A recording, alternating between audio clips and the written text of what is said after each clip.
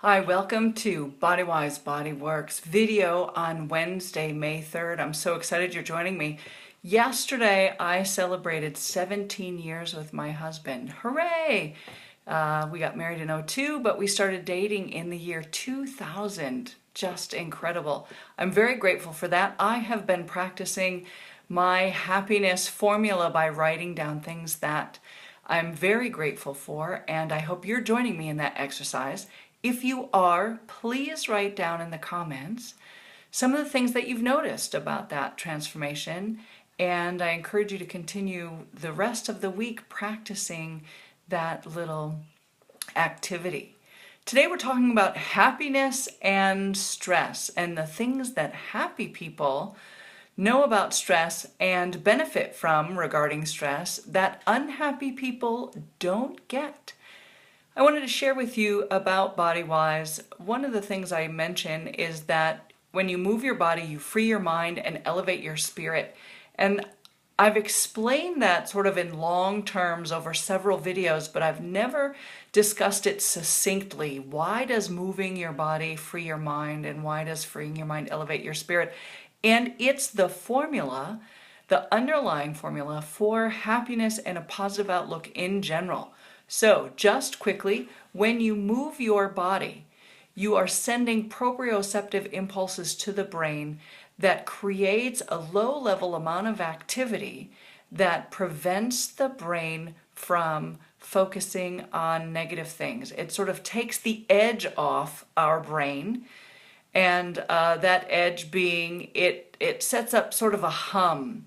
So here's an example. When children are very, very young, it turns out that when you run the vacuum cleaner, they sleep better. Isn't that crazy? A lot of people thought that keeping the house very quiet was what would help their kids sleep better, but it's true that in order to get my kid to fall asleep, I would run the vacuum cleaner and then he would sleep great.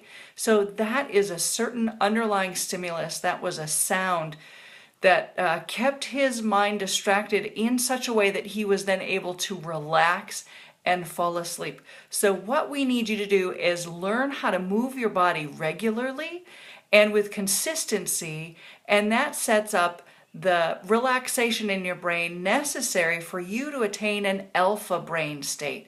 That alpha brain state is not theta brain, which is the more stressed way of living and thinking. So when you set up this underlying body movement, it allows your mind to go into an alpha state, which is a much more clear, more free-flowing state of your mind. So that's the move your body and free your mind portion of my tagline. And of course, when you're doing all of those things, it turns out that you're elevating your spirit, which means you're elevating your emotions. You're allowing yourself to be open to more positive feelings and experiences in your life. So that's a quick recap. Move your body, free your mind, elevate your spirit. I encourage you to do it. We're talking about happiness this week, and in particular, how stress can affect you. And if you're happy, it's a little different. So back to the study of Shawn Achor and his Harvard education and the information they collected while he was there. And it turns out that when people experience stress, they can experience stress in a couple of different ways. And of course, I'm sure you've all heard this. There's eustress, there's distress, right? There are all these different kinds of stressors. And there was questions given to certain very successful individuals, and they were asked, what kinds of things made the biggest difference in your life? Where were the crossroads that you needed to choose that really set you on the path that has created your success?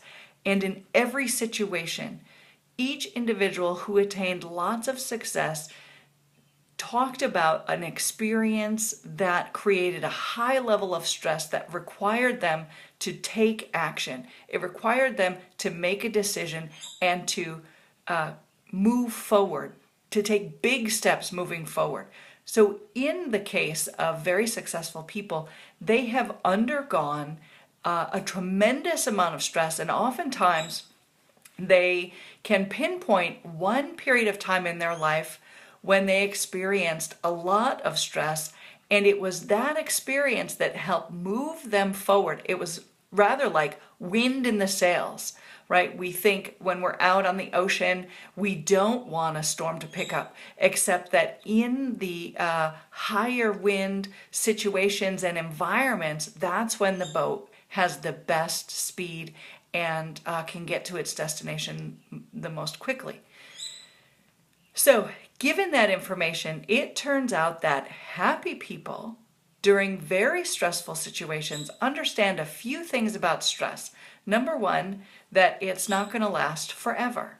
Number two, that they get to choose the outcome. They get to make decisions that they see from a positive perspective, that stress can move them forward, and that there is hope on the other side of the stressful situation. Unhappy people look at it differently. They talk about the woe is me. They say, oh my God, there's so much going on, I can't possibly manage it all. They don't see themselves getting through to the other side of the stress. They don't see the possible success. They actually create a much more negative perspective around that stress in their lives, and that makes it more difficult for them to come through it with a positive framework. And I believe it's that, the negativity around the stress in people's lives, that create the physical symptoms that cause illness and disease. So what did Shawn Achor discover in his study of people who are very successful and their outlook on stress? He showed videos, two different videos to groups of people. One video demonstrated that stress actually has the ability to enhance our physical bodies. That is, it makes our brain more alert. It allows a greater blood flow, right? The physical responses to stress can be viewed as a positive response. And in regard to that positivity, they were shown a video that demonstrates how stress can fuel you to move forward and to take greater leaps and greater action that has a positive impact on your life. There was a second group that viewed a video that showed that stress was not positive, that it actually caused ulcers, that it caused you to be more tired, that all these negative things, that it made you short-tempered, that it created negative emotions.